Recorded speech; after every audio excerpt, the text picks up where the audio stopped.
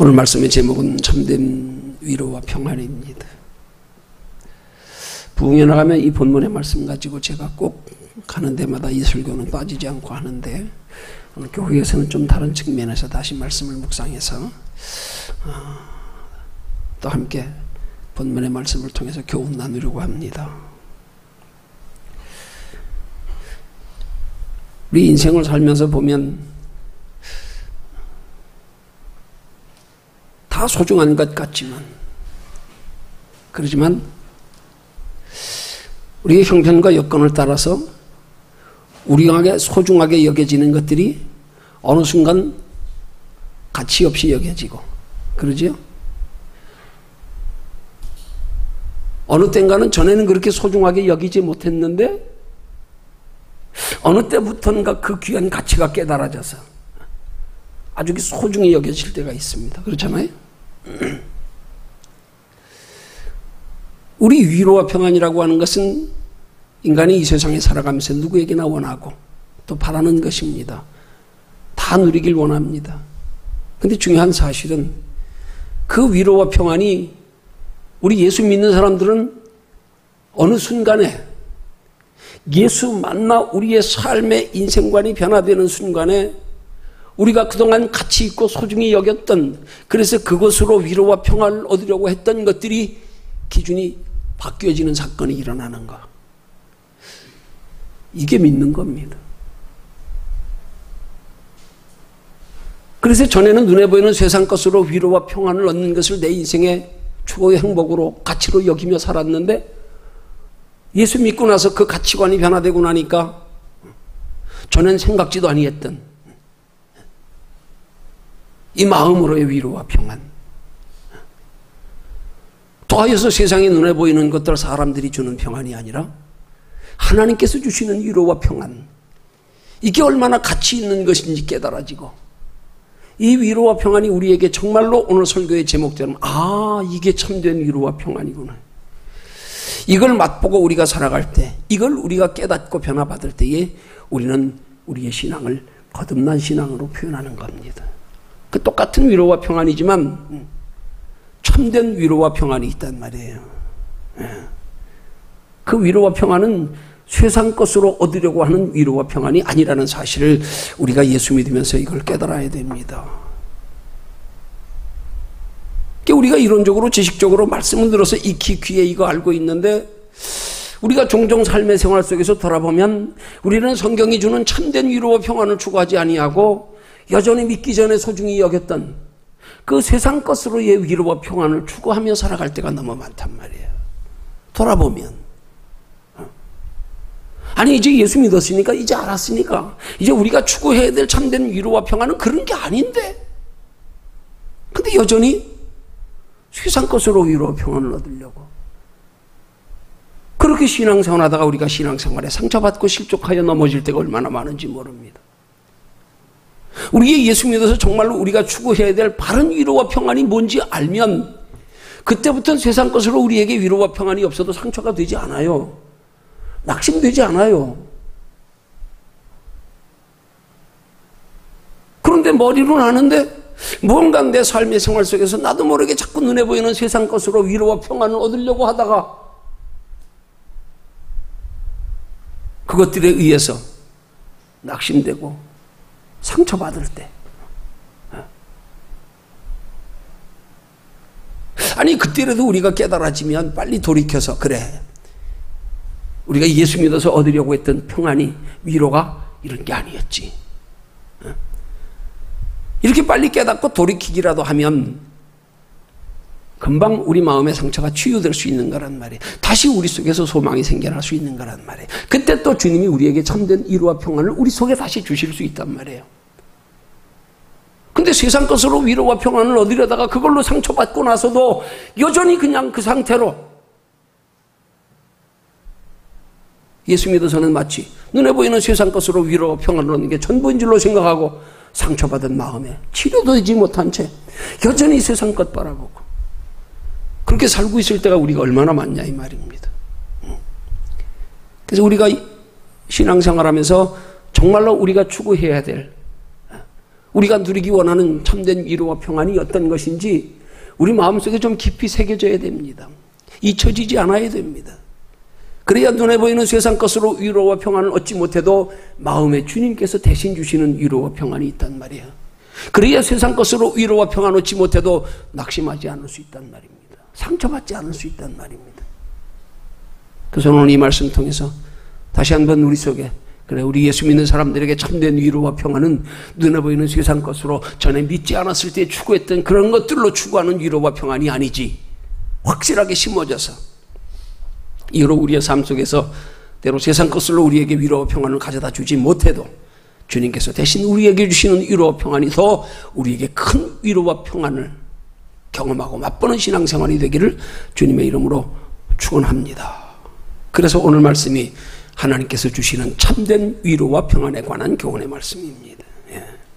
살펴볼 것은 큰 첫 번째로 우리 인생의 수고하고 무거운 짐들을 모두 벗어버리고 평안하고 복된 삶을 살기 위해서 우리는 무엇을 구해야 하는가? 참된 위로와 평안을 얻기 위해서 우리는 무엇을 구해야 하는가? 거기에 대해서 살펴보고요. 두 번째로는 우리 인생의 참된 위로와 평안을 얻기 위해서는 어떻게 구해야 하는가? 이 두 가지 면에서 우리 깊이 살피며 함께 은혜 나누기 원합니다. 우리 시간 가도 찬양 한 곡 부르고 할까요? 주님을 의지합니다. 우리 찬양 한 곡 부르고 나서 가사 생각하시면서 주님을 의지합니다. 시간 없어 안 부르려고 그랬는데 불러야겠다는 마음이 자꾸 드네.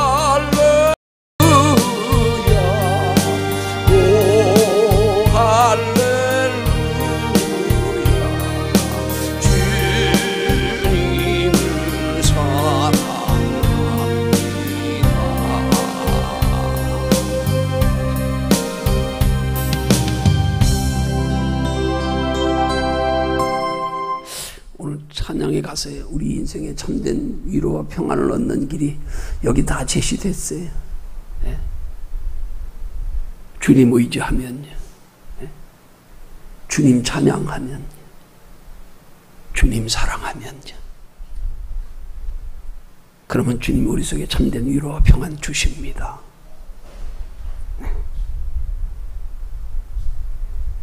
그런 주님께로부터 위로와 평안을 얻기 위해서 큰 첫 번째로 우리는 무엇을 구해야 하는가?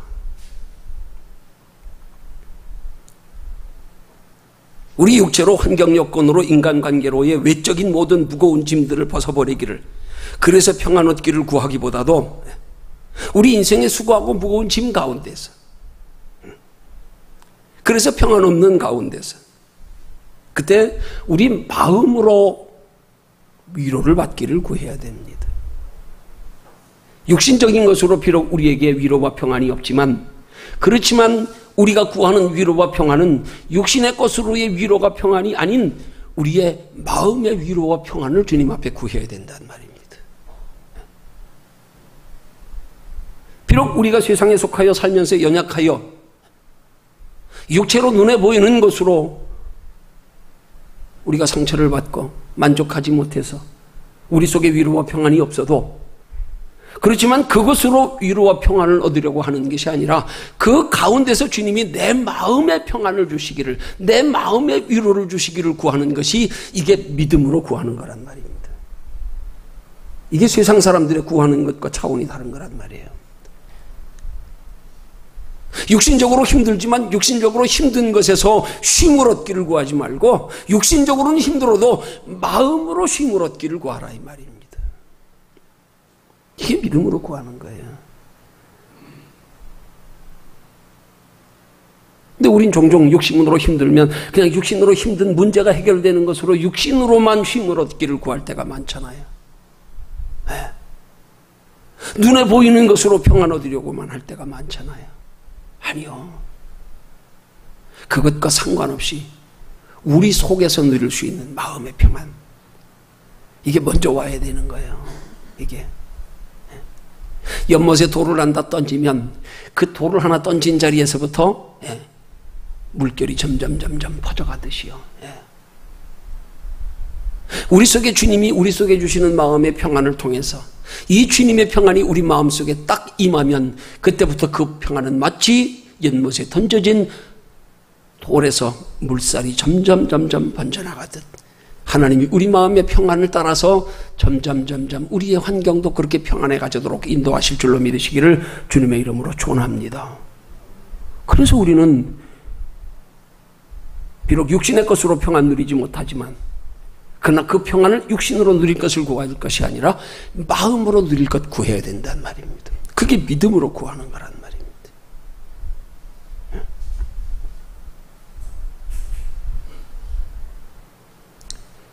여러분, 성도에게 신앙생활은요, 육신적인 무거운 짐을 벗는 것으로 편안을 얻는 것보다 마음의 무거운 짐을 벗어 위로와 평안 얻기 위한 것이 우리 신앙생활의 주된 목적입니다. 그게 신앙의 기본 원리입니다. 그래서 그걸 주님은 우리에게 뭐라고 말씀하시느냐?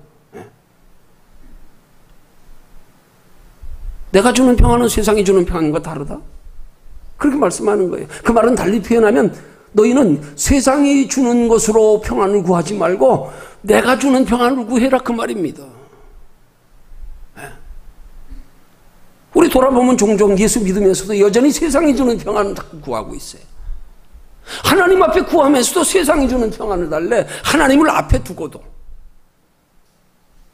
하나님 물질 주세요, 건강 주세요, 나 소곤하는 거 주세요.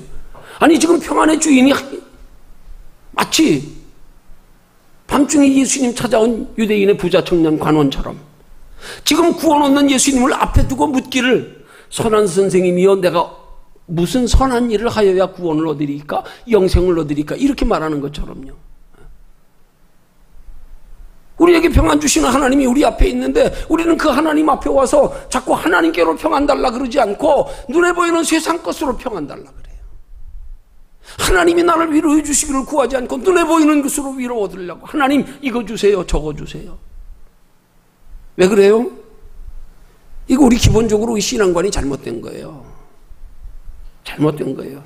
우리 기본부터 바르게 돼야 된다는 말입니다. 여러분, 우리 인생은요, 이 땅에서 육체로 살아가는 삶 자체가 수고하고 무거운 짐이에요.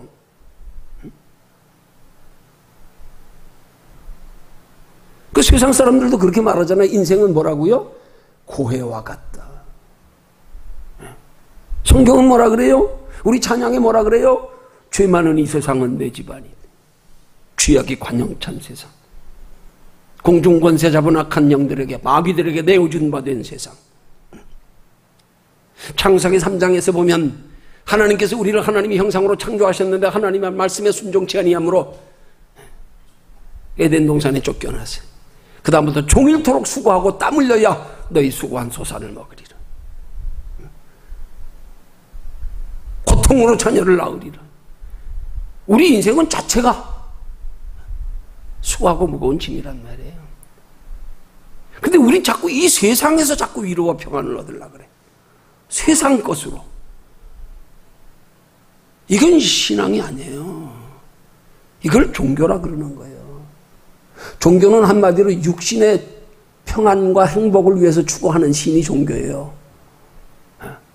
신앙은 내 영혼의 쉼을 얻기 위한 것, 영혼의 평안을 얻기 위한 것, 영원한 행복을 얻기 위한 목적으로 주를 찾는 게 신앙이에요.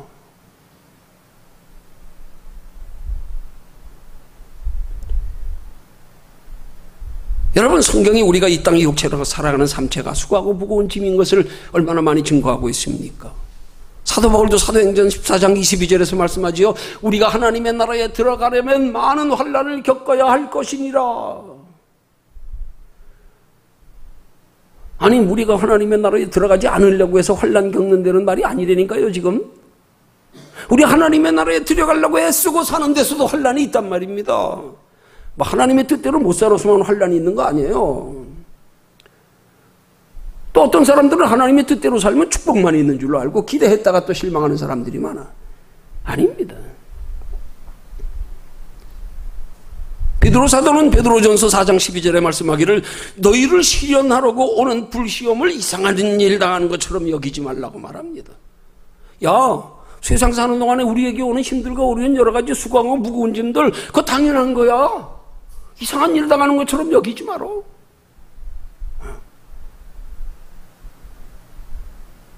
야고보서 1장 12절에서 야고보 사도는 말하기를 좀 더 적극적인 차원에서 내 형제들아 너희가 여러 가지 시험을 만나거든 온전히 기쁘게 여겨라. 기쁘게 여겨라. 시험을 기쁘게 여기래요. 우리의 삶에 닥쳐오는 여러 가지 힘들고 어려운 일, 수고하고 무거운 짐들에 대해서 기쁘게 여기라는 거예요. 여기 굉장히 깊은 교훈의 말씀인 거예요. 여러분, 그것 때문에 우리가 하나님의 나라를 소망하게 되는 거예요. 여러분, 우리 소망이 바뀌어져야 되는 거예요. 자꾸 세상 것에 소망 두고 살다 보면 하나님 나라에 대한 소망이 자꾸 잊혀져 버려, 끊어져 버려. 그래서 하나님 종종 우리를 사랑하셔서 우리로 영원한 생명 얻어 영원한 행복 누리게 하시라고 세상 소망 끊어버리게 하려고 하나님이 환난 주실 때가 많단 말이에요. 그래야 우리 소망이 영원한 것에 소망을 가지게 되니까. 우리의 시선이 사방팔방이 다 막혀야 하늘 쳐다보니까. 그거 생각하면 야고보 사도의 말처럼 시험을 만날 때에 기뻐해야 되는 거예요. 기뻐해야 되는 거예요. 그래, 이 땅에 잠깐 눈에 보이는 거 또 속아가지고 그것 가지고 잠깐 위로와 평안 얻으려고 그거 누려봐야 잠깐인데 누려봐야 만족도 없고 끝도 없고 갈수록 염려, 걱정, 근심은 더 커지고 또 속았네. 또 속았네. 아, 감사하다. 또 이런 환난을 통해서 다시 돌아보며 소망의 본질을 찾았으니 할렐루야. 기뻐해라. 기뻐해라. 응? 사람은 누구래도요 아쉽고 답답해야 주님 찾아. 아쉽고 답답해야 주님 찾아도 간절해 자세가. 아니면 또 살만하면 또 자는 사람 깨워놓으면 또 잠들든. 예. 예수님도 요한복음 16장 33절에 말씀하시기를 세상에서는 너희가 환난을 당하나 담대하라. 내가 세상을 이기었노라 말씀하잖아요. 세상에서는 너희가 환난을 당한다. 그러나 담대해라. 그 세상의 환난 가운데서 세상을 이기신 주님 의지하라 이 말입니다. 그 세상의 환난 가운데서 주님께서 주시는 참된 위로와 평안을 구하라 이 말입니다.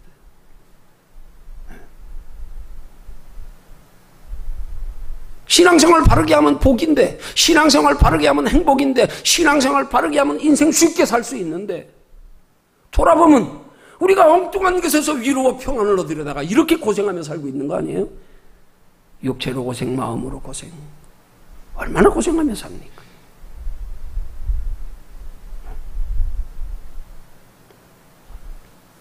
여러분, 믿는 성도나 믿지 않는 세상 사람들이나 짧은 인생 사는 데 있어서 괴로움과 수고는 마찬가지입니다. 마찬가지입니다.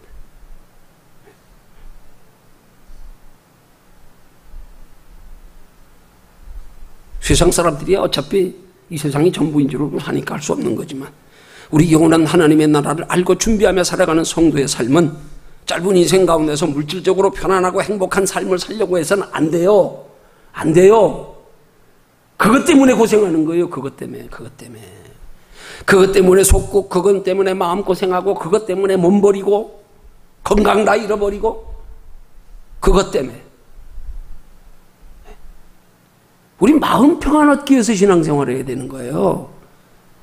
주님이 주시는 참된 위로와 평안을 얻기 위한 게 우리 신앙생활의 목적이 되어야 되는 거예요. 여기에 관심을 가져야 되는 거예요.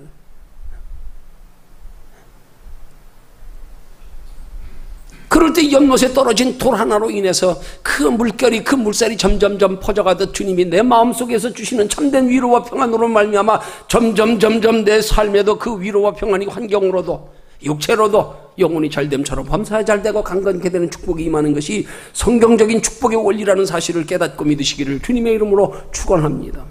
그러려면 내 속에 먼저 돌이 떨어져야지요. 어떤 돌이요? 그리스도의 돌.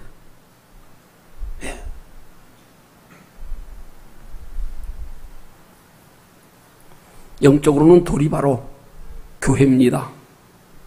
영적으로는 바로 돌이 믿음입니다.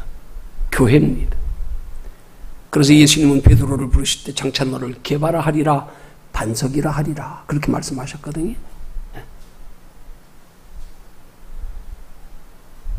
우리 인생의 참된 위로와 행복은 우리 마음에서부터 외부로 번져가야 되는 거예요.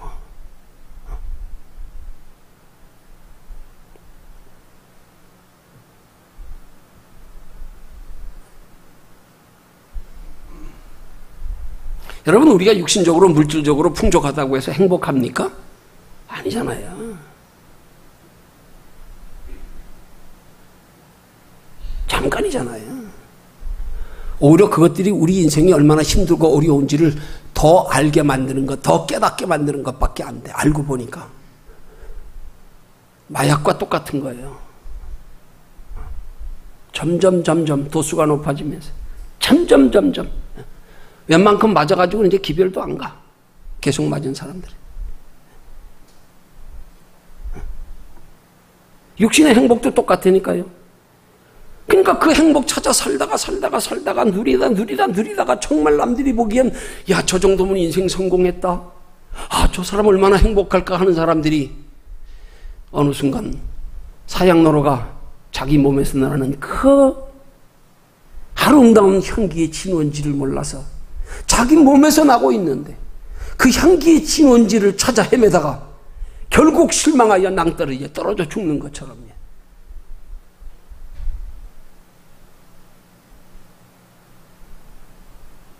그렇게 인생 성공했다고 했다가 마감하는 사람들. 그 대표적인 유명한 사람이 누구예요? 마릴린 먼로 같은 사람들. 유명한 소설가 해밍웨이 같은 사람들. 우리가 그렇게 눈에 보이는 세상 것으로 위로 평안을 얻으려고 쫓아가다 보니까요, 이게 아니야. 알고 보니까 그거 알고 이게 아니구나 깨달았을 땐 늦었어. 이제 인생 허무함밖에 없어.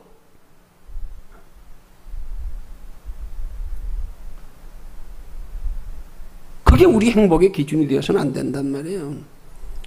일찌감치 주님은 우리에게 우리 인생의 참된 행복이 무엇인지 우리에게 가르쳐 교훈하시려고 내가 길이요 진리요 생명이라 그렇게 말씀하시는 거 아닙니까? 얼마나 많은 경우에 눈에 보이는 세상 것으로 위로와 소망을 얻고 평안을 얻으려고 추구하며 살다가 그것 때문에 실망하고, 그것 때문에 낙심하고, 그것 때문에 상처받고, 그것 때문에 시험 들고, 그것 때문에 신앙생활 안일해지고 나태해지고, 그것 때문에 교만해지고, 그것 때문에 신앙이 변질되고, 그것 때문에 죄 짓고들 앉았습니다.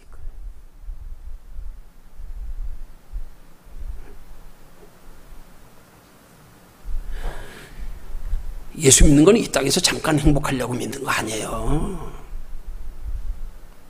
더 크고 영원한 행복을 위해서 믿는 거란 말이에요. 이 사실 잊지 말아야 돼요. 잊지 말아야 돼요. 자꾸 거울 보도 또 보고 또 보고, 잊었으면 다시 회복시켜, 다시 기억하고, 빨리빨리 돌이켜야 된단 말입니다. 누가복음 17장 20절에서 천국이 어디 있느냐 묻는, 하나님의 나라가 어느 때에 임하는가를 묻는 제자들에게 예수님이 하신 말씀이 뭐예요? 하나님의 나라는 너희 속에 있느니라. 우리 심령에서부터 천국을 먼저 맛봐야 된단 말이에요. 하나님의 나라는 눈에 보이는 것으로 아닙니다.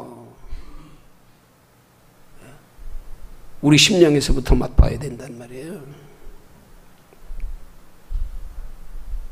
하나님의 나라가, 영원한 하나님의 나라가 죽은 다음에 이루어지기 전에 먼저 우리 이 땅에 사는 동안에 육체, 우리 마음속에서 먼저 평안을 이루어져야 되는 거예요.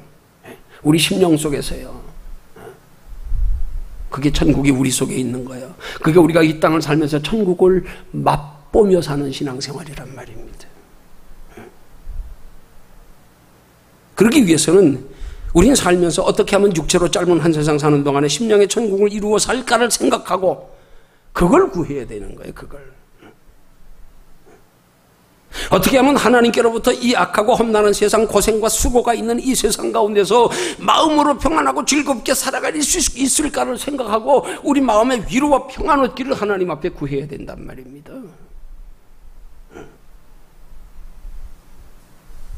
여러분요, 믿음은 내가 뭘 구하는가에 따라서도 좌우되는 거예요. 내가 뭘 구하는가에 따라서, 내가 뭘 소중히 여기는가에 따라서 믿음이 좌우되는 거예요.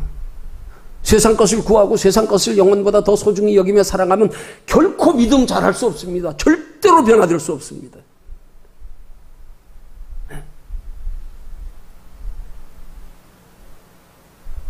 어떻게 보면 하나님 편에서 볼 때는요, 우리가 거기에 관심 가지고 구하는 자체가 믿음이에요. 거기서부터 믿음은 시작되는 거예요. 거기에 관심 가지고 그거 소중히 여겨 그거 사랑하여 구하는 자들에게 하나님 믿음 자라가게 하신단 말입니다. 그런데 내 속에 그런 관심도 없이, 영원한 것에 대한 영혼의 소중함의 인식도 없고 소중히 여기며 사랑함도 없이 형식적으로 몸만 가지고 열심히 하는 신앙생활 아닙니다. 그게 율법이에요. 그게 그런 신앙을 예수님은 아주 신랄하게 책망하시는 거예요. 이 독사의 자식들아, 회칠한 무덤들. 속에서 영혼 소중히 여기며 사랑하는 마음 없이 겉으로 행위로만 열심히, 아니에요. 그건 믿음 아니에요. 우리 속에서, 생각에서부터 우리 영혼은 소중히 여기며 하나님 앞에 세상 것으로 평안하기를 구하기보다도 하나님이 주시는 위로와 평안을 구하는 마음의 자세가 될 때에 거기서부터 믿음은 생겨지기 시작하고 믿음은 자라가기 시작하고요. 생각이 다른 데 가 있는데 믿음이 자랍니까? 아닙니다. 절대 아닙니다.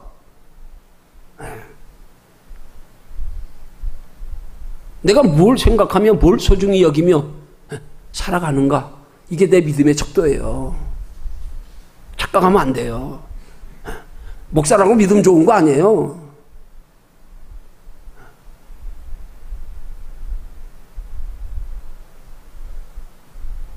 하나님 우리 중심을 보시거든요. 너 뭘 소중히 여기느냐? 너 뭘 위해서 사느냐? 너 뭘 사랑하냐? 그거 보시는 거예요. 그거 없으면 목사 아니라 목사 하랍이라도 소용없어요.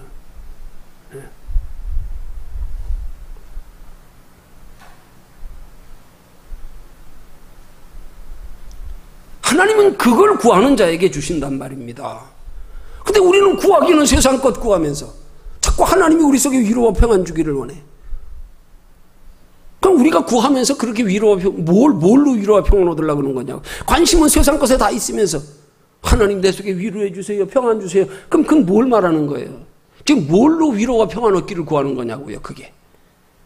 예수 믿어서 속된 말로 복이나 받으려고? 그럼 그게 뭐예요? 세상 것으로 위로와 평안 얻으려고 그러는 거 아닙니까? 왜 우리가 하나님께서 우리 마음속에 위로와 평안을 세상이 주는 것과 다른 위로와 평안을 주시지 못합니까? 내가 엉뚱한 데 관심 가지고 엉뚱한 거 구하고 있으니까 그래요. 내가 뭘 구하느냐가 중요하다니까요. 그걸 소중한 줄 알고 그걸 구하면 하나님이 위로와 평안 주신다니까요. 근데 우리의 삶 속에 그 위로와 평안을 왜 못 누리느냐? 원인을 생각해보면 내가 지금 엉뚱한 데 관심 가지고 엉뚱한 거 바라고 있고 엉뚱한 거 구하고 있으니까 주님이 그 평안 못 주시는 거예요.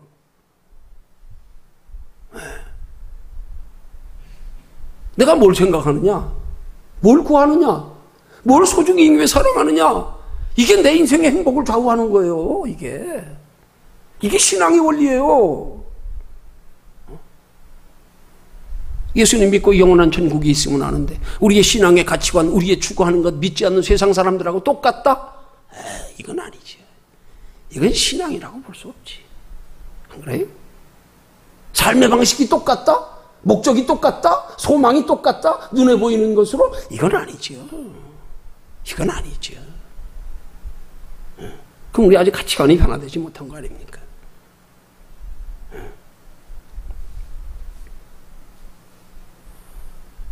바른 신앙의 가치관, 변화된 우리 가치관에 그 가치관 가지고 하는 신앙생활에 하나님이 우리의 마음속에 세상이 주는 것과 다른 위로와 평안을 주시면 그것이 우리 속에 들어진 연못에 떨어진 돌 하나처럼 이게 물살을 일으키며 점점점 퍼져나가면서 내 인생을 아름답게 만들어간다는 사실.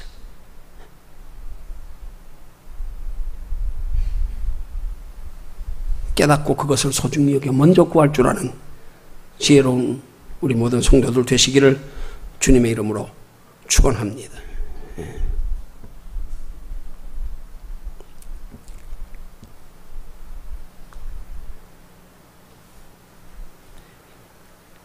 그런 것을 얻기 위해서 우리는 항상 우리 속에서 근본 우리의 가치관이 먼저 이게 바르게 정립이 되어져야 된단 말이에요. 이게 바르게 정립이 안 되면 안 돼요. 그래서 하나님의 자녀된 성도들에게 신앙의 가장 중요한 것은 가치관의 변화가 먼저란 말입니다. 가치관의 변화. 그래서 우리는 큰 두 번째로 우리의 삶에 주님께서 주시는 참된 위로와 평안을 얻기 위해서 우리가 구해야 할 것은 우리 가치관의 변화를 구해야 되는 거란 말이에요.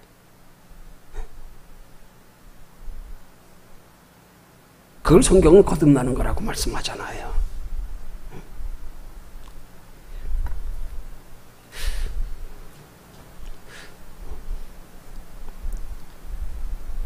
제가 성경을 사람이 참 습관이 중요한 것 같아요. 성경을 그냥 이렇게 그냥 읽다 보니까 성경 구절을 잘 못 외워요, 제가. 어떤 분들은 성경 구절을 많이 외워둬서 몇 장 몇 절 그냥 어느 말씀하면 탁탁 생각이 나는데 저는 어디쯤에 있더라 하고는 생각이 나는데 구절이 잘 생각이 안 나. 어떨 때는 성경 구절 찾을 때가 많이 힘들어. 오래 걸려. 그 요즘은 인터넷 들어가서요 설교 준비하다가 그냥 구절 몇 마디만 치면 바로 나와버려. 아니 성경 찾는 것보다 훨씬 빨라. 훨씬 빨라. 말씀은 익히 알고 있는 말씀인데 이게 몇 장 몇 절이었더라 여기가 잘 생각이 안 나가지고요.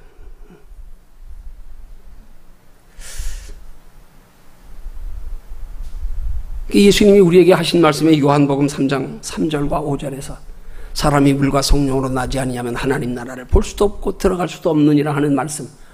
이 성경 구절이 생각이 안 나가지고 찾다가 인터넷 들어가서 빨리 찾으려고 들어갔는데 그 속에서 이 말씀의 구절이 딱 나오면서 그 다음 나온 그 구절이 제시되는데 이런 글이 있더라고요. 짧은 한마디가 내 가슴을 탁 때리더라고요. 물과 성령으로 거듭남 이렇게 치고 들어갔는데 그 옆에 글에 뭐라고 되어 있냐면 심각하게 고민해야. 그 말이 갑자기 여기에 콱 심각하게 고민해야. 여러분, 우리 앞에 영생이 있습니다. 영원한 생명이 있습니다. 그 영원한 생명이 있음을 알고 그 영원한 생명의 그것이 우리의 삶의 목적이 되고 소망이 되는 걸 물과 성령으로 거듭났다 그러는 거예요. 근데 그렇게 물과 성령으로 거듭나야 하나님의 나라에 들어갈 수 있고 볼 수 있다고 예수님이 친히 말씀하셔요. 요한복음 3장 3절에서 3절과 5절의 말씀에. 그걸 우리 깊이 심각하게 생각해 봐야 되는 거 아니에요? 심각하게. 정말 나는 물과 성령으로 거듭났나? 거듭났나? 물과 성령으로 거듭나지 아니하면 천국에 들어갈 수도 없고 볼 수도 없다는데 나 거듭났나? 과연 거듭남의 의미가 뭘까? 거듭남의 의미가 뭡니까? 다시 태어난다는 말이에요. 다시 태어난다는 말이에요. 쉽게 말하면 우리 인생의 삶의 목적이 바뀌어지는 걸 의미하는 거예요. 한 번 태어난 건 어머니 모태에서 10달 동안 이 땅에서 육체로 사는 데 필요한 모든 지체를 준비하는 기간이고, 성령으로 다시 거듭 태어나는 것은 이 땅에 사는 동안에 영원한 하나님의 나라에 영원히 살 수 있는, 준비할 수 있는 기간. 거길 목적으로 사는 거, 그거 준비하며 사는 삶, 그게 거듭난 성도의 신앙생활이란 말입니다. 나는 거기 바라보고 살고 있는가? 거기 준비하며 살고 있는가? 거길 목적으로 살고 있는가? 심각하게 고민해 봐야 된단 말이에요, 우리. 나 지금 신앙생활에서 뭘 목적으로 살고 있나, 지금? 목적이 분명한가? 소망이 분명한가? 정말로 영원한 생명에 대한 바른 가치인식이 있는가, 지금 내게? 정말 심각하게 고민해야 되는 거예요, 이거. 우리 아무 고민도 없이 그냥 신앙생활 하잖아요. 단순하게 그냥 예수 믿었어, 됐어, 그냥.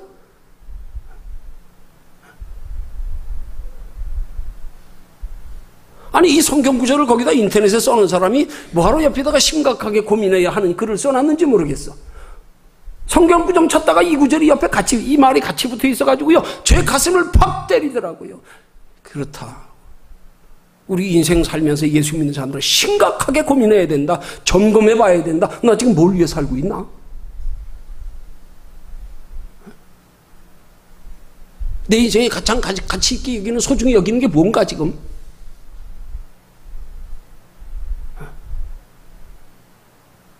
만약에 우리가 거기에 대해서 심각하게 고민하고 살지 못하고 있다고 하면 우린 밤중에 예수님 찾아온 유대인의 관원 부자 청년보다 못한 신앙 되는 거예요. 그거 얼마나 고민했으면 밤중에 사람들 눈을 피해가지고 예수님 앞에 몰래 왔겠어요.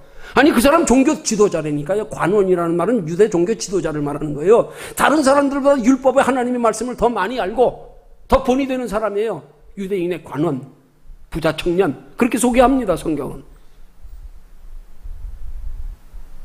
그분이 예수님을 사람들의 눈을 피해가지고 몰래 밤에 찾아와서, 선한 선생님이요, 내가 무슨 선한 일을 하여 영생을 얻으리까? 얼마나 고민이 되면 사람들 눈을 피해가지고 밤에 왔겠냐고요. 그럼에도 불구하고 너 있는 모든 것을 다 가난한 자들에게 나눠주고 날 따라오라 그러니까 그 소유 포기하지 못해서 근심하며 떠나갔잖아요. 비록 육신의 것은 포기하지 못했어도 그래도 자기가 율법의 종교 지도자로서, 유대인의 관원으로서 율법 가지고 구원의 확신이 없어가지고 고민하다가 예수 밤중에 찾아온 청년만 못한 거란 말입니다.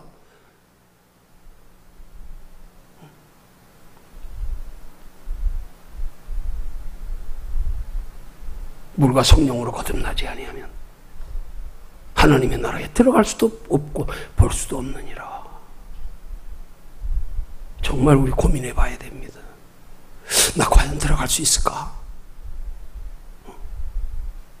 나 과연 상 받을 수 있을까?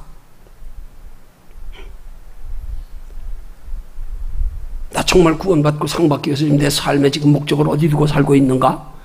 뭘 더 사랑하며 소중히 여기고 있는가? 우리 심각하게 고민해야 됩니다. 그래서 우리 속에 이 바른 가치 인식이 형성돼야 됩니다.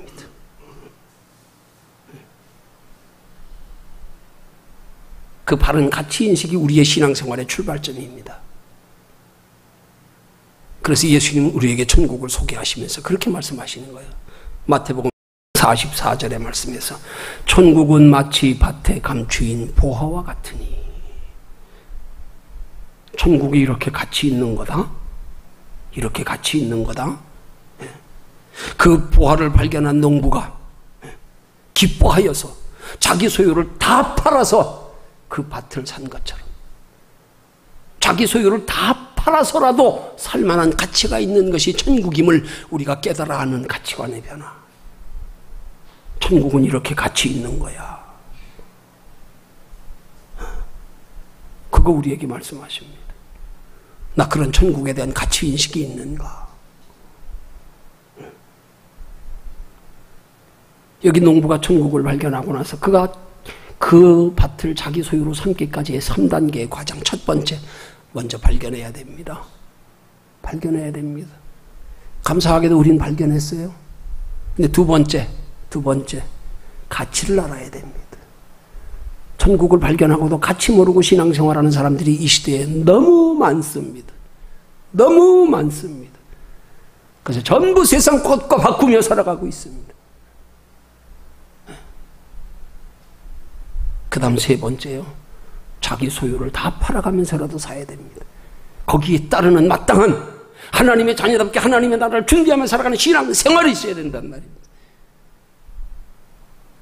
자기 소유를 다 파는 행위야.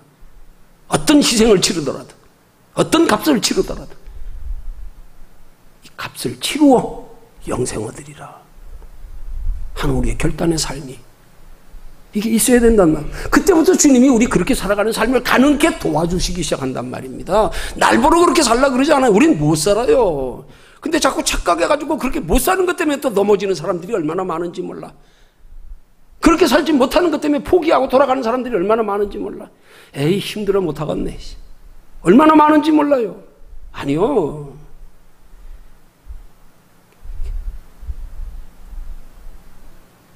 발견하고 가치를 알고 그 다음 값을 치르기 위한 마음의 결단만 있으면 그때부터 하나님 도와주시기 시작하는 거란 말입니다. 정작 우리가 그러면 그 우리의 삶에 참된 위로와 평안을 느끼서 우리가 구해야 될 게 뭐 가치관의 변화를 구해야 되는 거예요. 하나님, 나 좀 변화되게 해주세요. 정말 인생이 어디서 와서 어디로 가는지를 알고 정말 내 인생의 삶의 목적 좀 바꾸게 해주세요. 하는데 안 되네요, 주님. 몰라요, 우리? 모릅니까? 다 알잖아요. 예수 믿으면 기본적으로 초신자들 처음 나와가지고 뭐 초신자 뭐 몇 주간 동안 새신도 교육만 받아도 다 알아. 다 아는 거예요. 근데 정작 우리가 지금 살아가는 모습은 가치관이 바뀌었냐고요. 안 바뀌었잖아요. 이 바뀌게 해달라고 하는 게 우리의 기도 제목이 돼야 돼. 가장 큰 기도 제목이요. 가장 큰 기도, 가장 중요한 기도 제목. 하나님, 나 가치관 좀 바꿔주세요. 정말 이게 얼마나 소중한지에 대한 확실한 절제를 느끼는, 그것 때문에 내 삶에 정말로 목적이 바뀌고 관심이 바뀌고, 주여, 나 그렇게 살고 싶어요. 나 좀 도와주세요. 가치 인식이 안 되면 간절한 마음이 생길 수가 없잖아요. 겉으로는 열심인데 속에는 전혀 소중함도 모르고 열심히 할 필요도 못 느끼고 마음은 냉랭해서 소용없잖아요. 그러면 그거 변하게 해달라 그래야죠. 그거 하나님, 나 가치관 좀 변화시켜 주세요. 내 속에서 그렇게 살고 싶은 마음이 좀 간절히 일어나게, 좀 불릴듯 일어나게, 막 그렇게 살고 싶어서 몸부림치고 때로는 좀 한번 울어보기도 하게. 그것 때문에 나 그렇게 살다 하나님 앞에 서고 싶어요. 가치관 좀 변화시켜 주세요.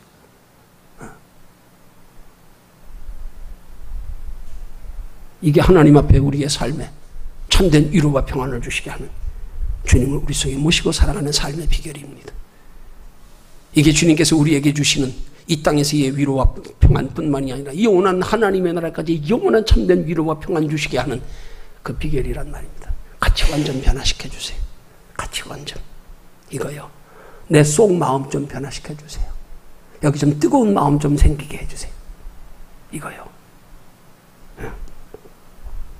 그래서 우리가 가치만 바르게 알면 그 다음 말하지 않아도 돼요. 그 다음 가르쳐주지 않아도 돼요.